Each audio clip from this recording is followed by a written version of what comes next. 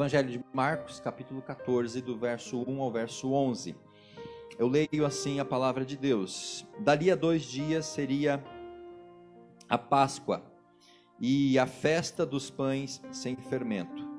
Os principais sacerdotes e os escribas procuravam um modo de prender Jesus por meio de traição, para matar, pois diziam: não durante a festa, para que não haja tumulto entre os povos, ou entre o povo. Jesus estava em Betânia, a mesa, na casa de Simão, o leproso. E veio uma mulher trazendo um vaso de alabastro cheio de bálsamo de nardo puro de alto preço. Então ela quebrou o vaso e derramou o bálsamo sobre a cabeça de Jesus. Mas alguns se indignaram e disseram entre si: por que esse desperdício de bálsamo? Ele podia ser vendido por mais de 300 denários e o dinheiro seria dado aos pobres. E eles a criticavam. Jesus, porém, disse: deixai-a, porque as incomodais. Ela praticou uma boa ação para comigo, porque sempre tendes os pobres convosco, e quando quiserdes podereis fazer o bem, mas nem sempre tendes a mim. Ela fez o que pôde, ungiu por antecipação o meu corpo para a sepultura. Em verdade vos digo que em todo o mundo, onde quer que seja pregado o evangelho, também o que ela fez será contado em sua memória. Então Judas Iscariotes, um dos 12, dirigiu-se aos principais sacerdotes para lhes entregar Jesus. Ouvindo-o, eles se alegraram e prometeram dar-lhe dinheiro, e ele procurava uma ocasião oportuna para entregá-lo. Irmãos, o servo é adorado em Betânia. Apesar de que nós temos aqui 3 histórias, 3 eventos, nós vamos, e o texto se concentra no evento mais importante, que é a adoração de Jesus lá em Betânia, na casa desse homem chamado Simão, que havia sido leproso. Ele não estava leproso, ele carregava consigo esse adjetivo. Esse homem muito provavelmente foi curado por Jesus da sua lepra e se tornou um daqueles amigos de Jesus em Betânia, assim como Marta, Maria e Lázaro, que oferecia a sua casa para Jesus ali habitar quando quisesse. E nesta noite, então, nesse momento, Jesus está na casa desse homem que tinha esta alcunha, esse apelido, que não era nada muito agradável, Ser reconhecido como Simão leproso seria algo para a sociedade, aos olhos das pessoas, vergonhoso. Mas Marcos assim o adjetiva porque ele era conhecido dessa forma. Havia provavelmente muitos Simões lá, mas o Simão leproso só tinha aquele homem. Então Marcos deixa isso muito claro.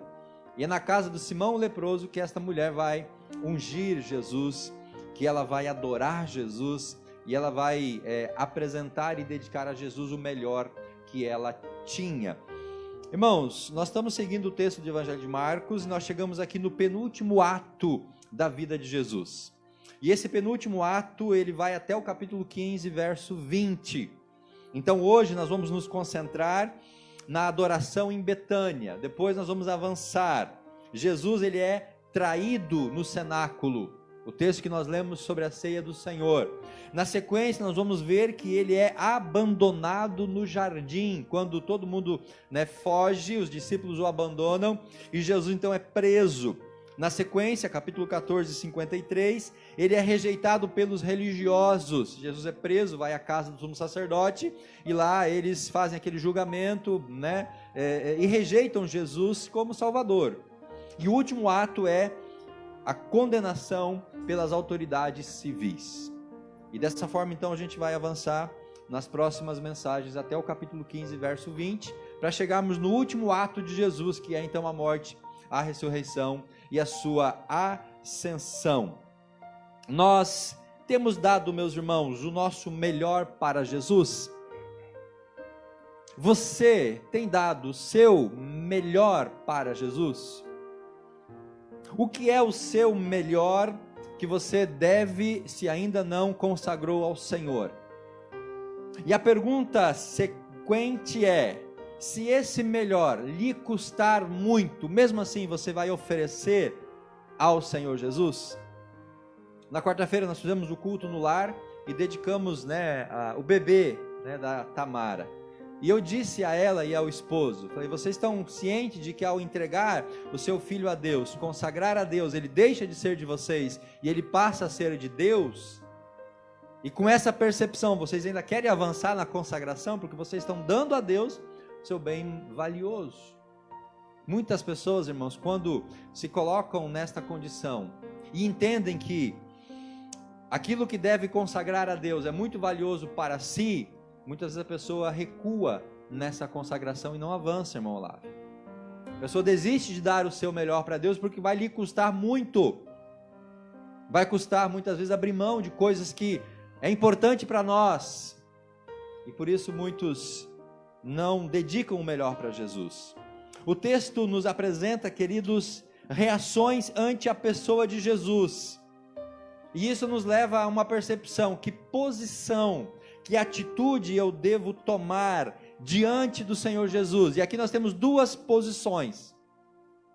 No texto, que é como que um sanduíche literário, você tem os líderes maquinando para prender Jesus, a adoração em Betânia, e Judas traindo Jesus, vendendo ele, ou acertando o preço da vida de Jesus, como que um sanduba literário. Você tem uma traição, uma adoração e uma outra traição. E diante dessa realidade, irmãos, só nos resta duas posições a tomar. Duas posições. Ou nós rejeitamos Jesus, ou nós reconhecemos Jesus como nosso Senhor e Salvador.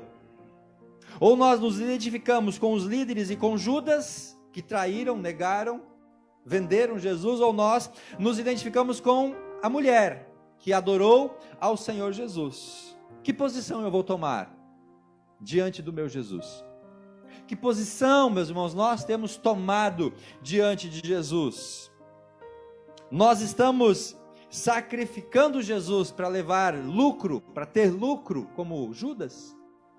Judas entregou Jesus aos lobos para ter lucro, em troca de dinheiro. E quantas pessoas hoje estão sacrificando Jesus em troca de lucro, de bens, de dinheiro? E o sacrificar Jesus é não caminhar com Ele, é não andar com Ele, é não servi-lo, porque estão voltados para os bens materiais. Nós estamos reconhecendo Jesus como Maria, dando o nosso melhor. Estamos nos sacrificando no sentido de oferecer tudo o que nós temos como oferta de amor e de gratidão pelo sacrifício que Jesus fez na cruz do Calvário. O texto nos ensina esses princípios. Nós estamos aqui prestes a celebrar a Páscoa. Dali a 2 dias, verso 1, seria a preparação para a Páscoa, a festa dos pães sem fermento. Interessante que, se a gente pensar nesse contexto, Jerusalém estava em polvorosa. A Páscoa era a principal festa dos judeus. Nesse período, irmão, Jerusalém triplicava, quadruplicava o número de habitantes. E por isso que Jesus está em Betânia. Betânia era perto de Jerusalém. Então, a cidade de Jerusalém estava cheia de peregrinos. Jesus então decidiu ficar em Betânia. Talvez ali a pousada fosse mais barata, O hotel era mais barato em Betânia. Acontece assim com a gente, Quando a gente vai para um grande centro, você aluga um hotelzinho mais perto para economizar. E se é na casa de alguém, algum parente, melhor ainda, aí fica no 0800, Muito provavelmente Jesus estava aqui na casa de Marta e Maria, não estava pagando nada. E ali ele podia então ir a Jerusalém. Agora, o que é interessante aqui, irmãos, os peregrinos estavam se preparando para comemorar a Páscoa. E qual que é a importância disso? Jesus se prepara para o seu julgamento e para a cruz. Enquanto alguns se preparavam para se alegrar naquela festa, Jesus sabia que naquela festa ele iria sofrer. As multidões vão a Jerusalém para se alegrar e jubilar na Páscoa, mas Jesus está preparando seu coração para a cruz, para padecer pelos nossos pecados. O servo é obediente ao Pai. E como diz o texto, obediente até a morte de cruz. Ou vocês acham, meus irmãos, que Jesus não sabia que ele ia morrer na cruz? Ou talvez a gente acredita que Jesus pudesse estar não consciente desta realidade. Lógico que não. Quando nós começamos esta última parte do sermão de Marcos, que Jesus sai em direção a Jerusalém, Jesus sabia de tudo que iria acontecer em Jerusalém. Então você vê aqui um misto. Enquanto o povo está empolvorado, se alegrando com a Páscoa, Jesus começa então a preparar o seu coração para a dor, para a cruz, para a morte, para tudo aquilo que ele iria viver. E aí nós temos aqui 3 reações das pessoas diante de Jesus: a reação dos líderes religiosos, a reação da mulher e a reação do Judas. 2 reações são de negação, uma reação é de adoração. E diante dessas reações nós temos que tomar uma posição: ou vamos adorá-lo, consagrar tudo que nós temos, ou nós vamos vender Jesus em troca de bens e de coisas materiais. Qual que é a primeira questão que o texto me apresenta, queridos? O verso 1 e 2, a inveja. A inveja de quem? Dos líderes religiosos. Aqueles homens estavam com inveja de Jesus, irmãos, porque Jesus desponta como mestre e arrebata multidões. Jesus faz sinais, maravilhas, curas, irmão Esdras. Jesus ressuscita mortos, Jesus abre os olhos dos cegos, Jesus cura paralíticos. E os líderes religiosos não podiam fazer esses sinais. Então eles ficam com uma inveja, um ciúme de Jesus.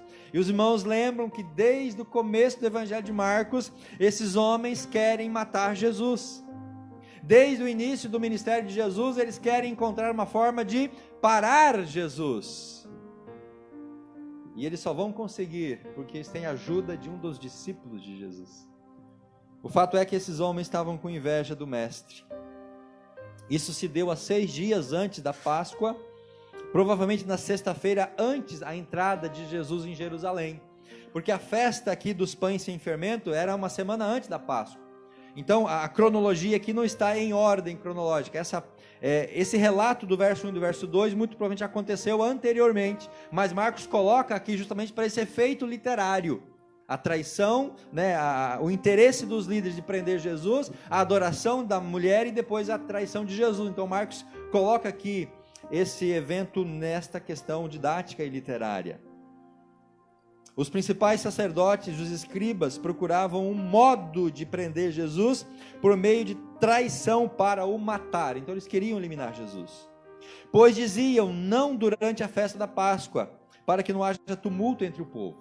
Como eu disse, a cidade estava empolvorosa e Jesus já tinha sua fama. Então se eles fizessem algo contra Jesus na época, ou naquele momento da Páscoa, haveria provavelmente uma revolta na cidade, ou as pessoas poderiam tentar evitar que Jesus fosse preso. Então eles queriam fazer aquilo na surdina, na calada da noite. Eles poderiam ter feito aquilo anteriormente, mas eles traçam esse plano maquiavélico. Qual que era o significado da Páscoa, queridos? Um era histórico, comemorar a libertação do Egito. O povo estava comemorando a libertação de Israel do Egito, e os líderes estavam aqui procurando um meio de prender o Senhor Jesus.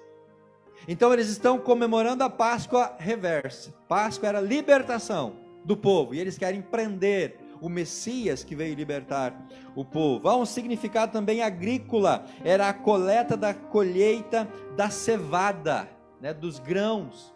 E aí eu lembrei de um texto onde Jesus fala que se o grão de trigo caindo na terra não morrer, ele fica só, mas se ele morrer, ele dá fruto. Então a festa da Páscoa era a dedicação dos grãos de cevada. E agora Jesus, ele se coloca como o grão que vai ser enterrado na terra. A sua morte tem essa simbologia para que o seu ministério pudesse florescer. Jesus está se consagrando aqui como o pão da vida. O povo celebra a preservação dos primogênitos na Páscoa. Nós estamos lendo o livro do Êxodo agora na leitura bíblica anual, e a gente viu a saída do povo, Êxodo capítulo 12, a Páscoa, enfim, a instituição da Páscoa por Moisés, e a Páscoa ela vem justamente na saída do povo do Egito após a morte dos primogênitos.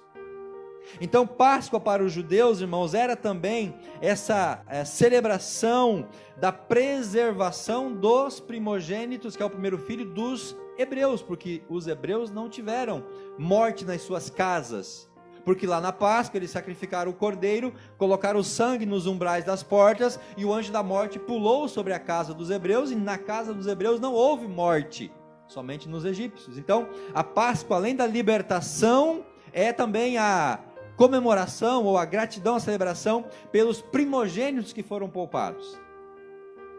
E na Páscoa, a reversa dos líderes, eles querem matar o unigênito de Deus. Em vez de celebrar a preservação dos primogênitos, eles querem matar o unigênito Filho de Deus. O povo adora, o povo segue, o povo ouve e é salvo por Jesus. Os líderes negam, se afastam e eles morrem nos seus próprios pecados. Então nós temos esse primeiro contraponto aqui. Esses homens que deveriam ter reconhecido em Jesus como Messias e, assim como a multidão, adorado, glorificado e se alegrado com a presença de Jesus, eles por inveja tentam matar Jesus. E aí nós temos, irmãos, o segundo relato, verso 3 até o verso 9, que é o da mulher que ungiu Jesus com um bálsamo muito precioso. Qual o nome dessa mulher? Marcos não relata, mas os textos paralelos, João diz que ela se chamava Maria. Qual Maria? Maria tem uma dezena na Bíblia, né? Maria, a irmã de Marta e Lázaro. Não confundamos com aquela outra mulher prostituta que vai à casa de Simão, o fariseu, naquele jantar de Jesus, e aquela mulher então unge os pés de Jesus. Aqui é a Maria, irmã de Marta e Lázaro, que derrama esse bálsamo na cabeça de Jesus, já antecipando a sua unção para a crucificação e para a sua morte. Verso 3, você tem o texto paralelo em Mateus 26 e João capítulo 12. Jesus estava em Betânia, lembram que ele estava hospedado em Betânia, ia a Jerusalém, voltava para Betânia. Então, agora ele saiu de Jerusalém no capítulo 13, que nós abordamos semanas anteriores, né? Ele ficou ali no Monte das Oliveiras, ele profere o sermão do Monte da Destruição, e agora então ele volta para Betânia, e ele está na casa não de Marta, Maria e Lázaro, mas na casa do Simão, que tem o codinome leproso. Veio uma mulher, e essa mulher é Maria, conforme o texto de João, trazendo um vaso de alabastro, irmãos. Alabastro era o material feito do vaso, tá? O alabastro era o material que esse vaso era feito para preservar e conservar este perfume, que era o bálsamo de nardo puro. E Marcos diz que era de alto preço. Então era um perfume certamente raro. Esse perfume era importado da Índia, nem todo mundo podia ter acesso a esse perfume, porque era muito valioso e raro também. Essa mulher derrama, né, esse perfume, esse óleo, essa essência sobre a cabeça de Jesus, e o contexto nós já lemos, né, um dos discípulos, Judas, então vendo aquela mulher derramar o valor equivalente a um ano de trabalho, né, de um trabalhador normal. Hoje você pode calcular 1.300 vezes 12, seria mais ou menos esse o valor deste perfume. Ela então derrama na cabeça de Jesus, e aí o Judas, que era o tesoureiro do grupo, fala, mas que desperdício, né? Para que desperdiçar tanto dinheiro? A gente poderia ajudar os pobres, fazer ação social, podia fazer tanta coisa com esse valor, e ela desperdiça.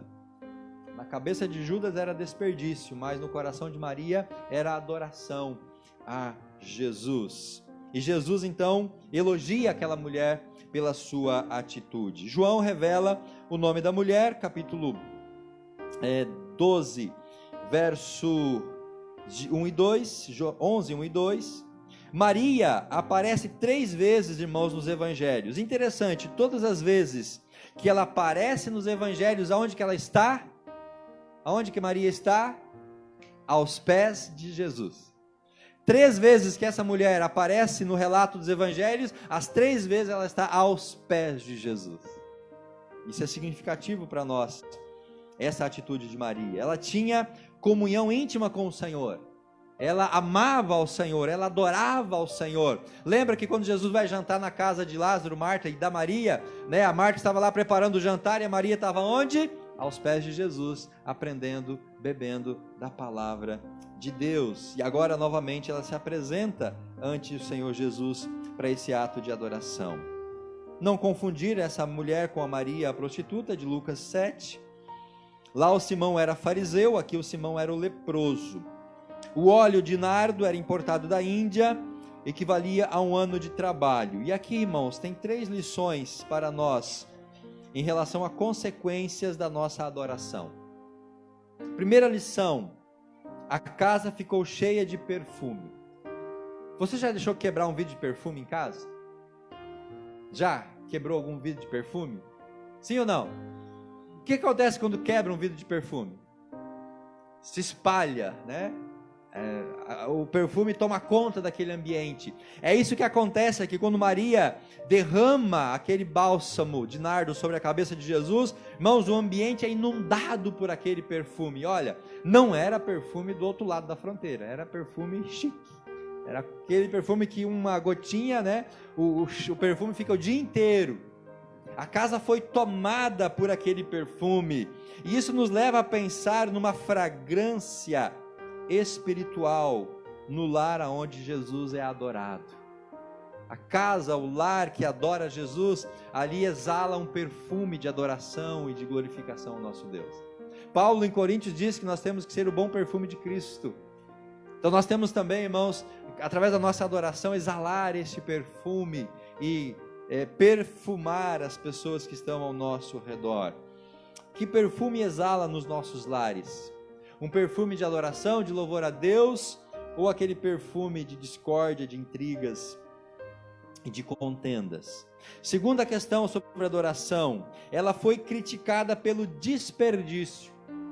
Quando ela derrama aquele bálsamo, verso 14, alguns se indignaram, e o texto paralelo em Mateus e João vai dizer que foi o Judas, né, que se indignou e contaminou os outros discípulos.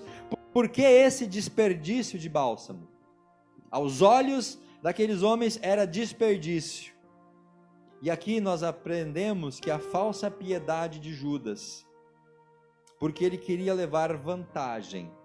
Por que falsa piedade de Judas? Porque, irmãos, ele usa como argumento para condenar Maria, de que aquele perfume poderia ser vendido, e o dinheiro, ele coloca aqui 300 denários, dado aos pobres, e eles a criticavam. E aí Jesus então diz: galera, se vocês querem ajudar os pobres, fiquem tranquilos, o pobre vai ter sempre.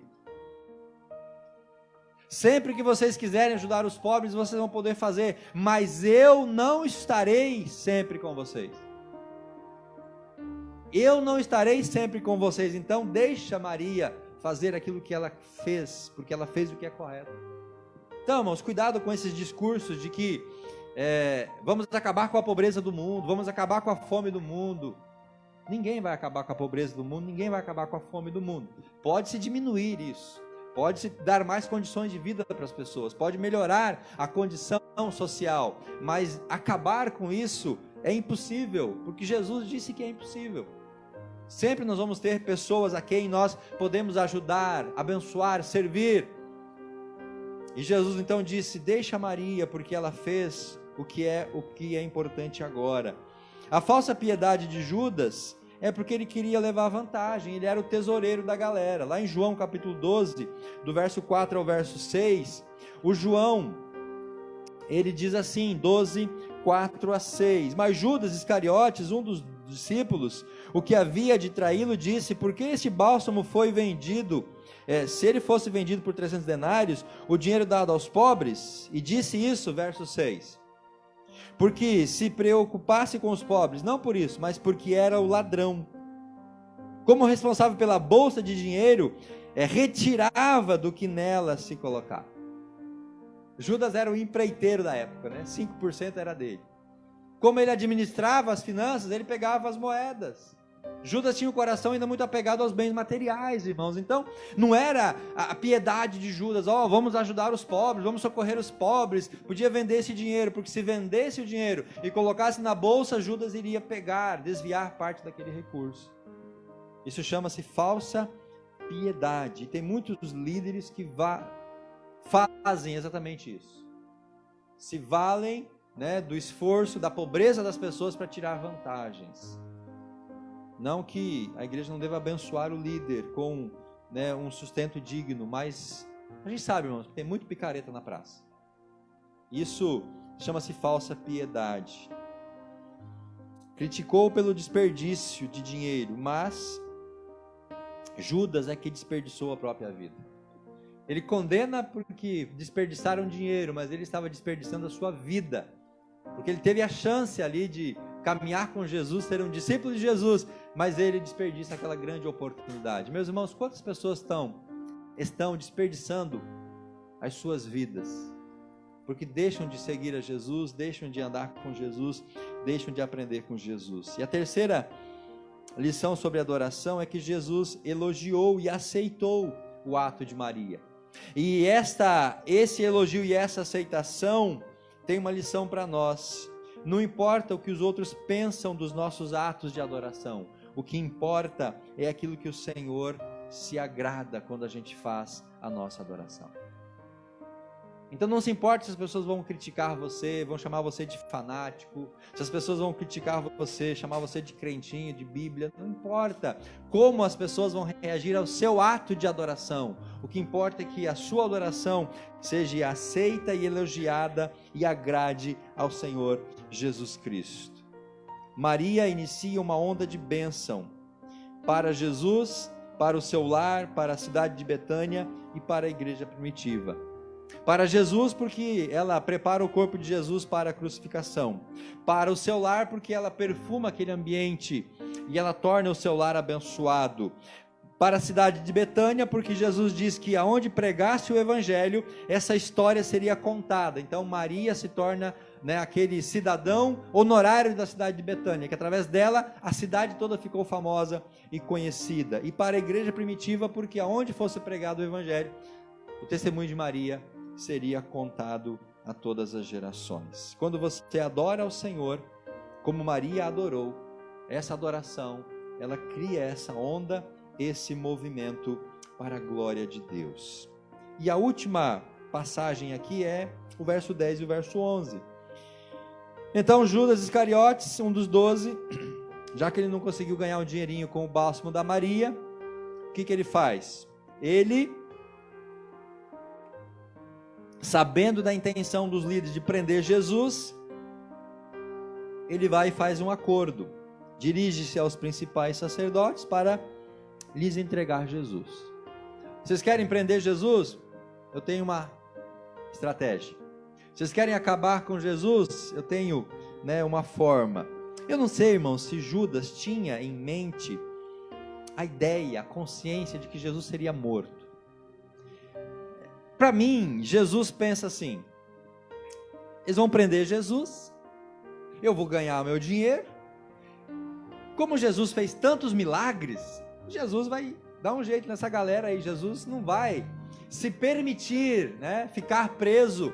Jesus não vai se permitir ser condenado e crucificado, porque ele é o Messias. Só que Judas não sabia dos planos de Deus para Jesus, ou não se atentou para as promessas e os alertas de Jesus.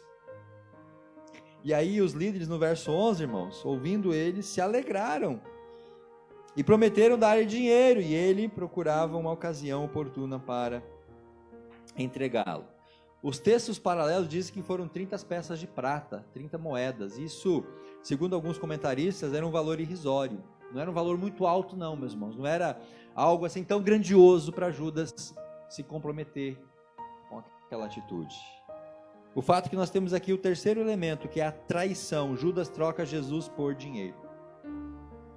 Nós temos a inveja, os líderes querem matar Jesus. Nós temos a adoração, Maria unge Jesus, e nós temos agora a traição.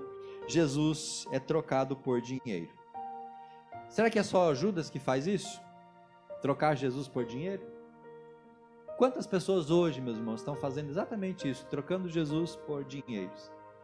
Não que eles estejam vendendo Jesus. O trocar Jesus por dinheiro é colocar os bens materiais e o dinheiro em primeiro lugar e deixar Jesus em segundo lugar. Maria, um ato de generosidade, de amor, uma mulher de fé. Judas, um ato terrível de traição, pior da incredulidade. A pior manifestação da incredulidade de Judas é a traição. Eu acho, meus irmãos, que não existe um sentimento tão danoso do que a traição, em todos os relacionamentos, conjugal, familiar, profissional, enfim, né? Amizade. A traição, acho que é o elemento, a atitude que mais machuca, que mais fere o coração do ser humano. A traição de Judas calou muito mais forte em Jesus que os próprios pregos lá na cruz do Calvário. A traição de Jesus em contrapartida com a adoração de Maria. A traição de Judas envolve aqui 3 elementos, irmãos: cobiça, 30 moedas de prata, o afã ao dinheiro, cega para a decência, cega para a honestidade, para a honra. Judas estava cego pela ganância. João diz que ele era ladrão. João já abre o verbo, né? Judas era ladrão mesmo, ele pegava dinheiro da bolsa, ele desviava as ofertas. Então a cobiça estava tomando conta do coração do Judas. E quando a cobiça ela toma o coração do homem, o homem fica cego para os valores que realmente importam. Judas estava cego para a decência, a honestidade e a honra. O dinheiro pode corromper esses elementos ou essas características no coração do ser humano. O outro elemento é o ciúme. Aqueles 12 homens não eram perfeitos, eles tinham suas imperfeições, mas muitos deles haviam avançado, crescido, melhorado, progredido. Todos eles, quando chegaram até Jesus, eram homens ruins, não valiam muita coisa, mas nesses 3 anos de caminhada, muitos deles cresceram, muitos deles melhoraram, muitos deles avançaram, mas o Judas ainda estava lutando contra o seu pecado. Judas sentiu um certo ciúme dos 12, daqueles outros que estavam buscando perfeição. Judas não conseguiu alcançar essa perfeição. Aqueles homens viviam em tensão diária entre os próprios discípulos, um queria ser maior do que o outro, um queria estar na frente do outro. Judas não conseguiu lidar com o seu pecado. Judas não conseguiu vencer o ponto fraco da sua vida. Judas não conseguiu crescer e deixar o pecado que dominava o seu coração. E a ambição, o reino terreno, a posição. Os discípulos tinham essa mentalidade de que o reino que Jesus iria inaugurar era terreno. Então eles tinham essa perspectiva de ter cargos, ter funções, tirar alguma vantagem, ter posições. Por isso que os 2 irmãos queriam estar um à direita, outro à esquerda. Judas é tomado pela cobiça, pelo ciúme e pela ambição. E Judas, meus irmãos, resolve o problema dos líderes religiosos. Judas entrega Jesus de bandeja para aqueles homens. Eles queriam por toda forma uma forma de prender Jesus, mas agora Judas então traz a solução e o plano perfeito. E quando Judas faz a proposta, os caras ficaram alegres, se alegraram pela oferta de Judas. Você tem então promessa de traição ou a intenção de traição dos líderes, você tem a adoração da Maria e você tem a traição de Judas. Como a gente vai se comportar diante do Senhor Jesus Cristo? Essa é a reflexão que nós temos que fazer nesta noite, meus irmãos.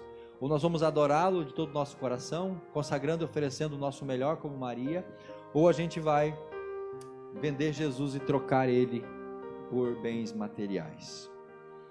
Eu trago para você 6 aplicações desta passagem bíblica. A primeira delas: religiosidade não expressa o senhorio de Cristo na vida do ser humano.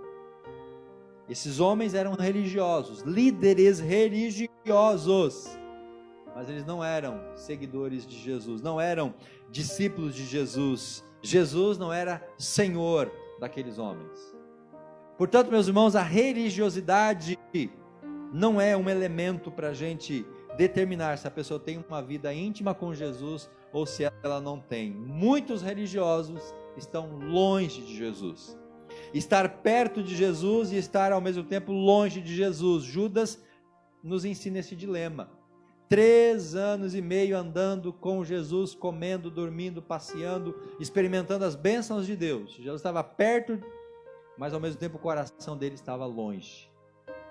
Quantas pessoas vivem exatamente isso? Estão perto fisicamente, estão na igreja, são membros da igreja, são batizados, trabalham, servem, mas o coração está longe. Como disse o profeta Isaías, em vão me adoram com seus lábios, mas o coração está longe de mim. Nós temos que cuidar com essa realidade, meus irmãos. Segunda aplicação: ganância e posição afasta da intimidade, rejeita o discipulado e o crescimento espiritual. A pessoa que é muito gananciosa e está buscando posições de status, ela não vai investir na vida de discipulado, ela não vai buscar crescimento espiritual, porque ela está focada nessa outra área da sua vida, que é exatamente o crescimento pessoal, o crescimento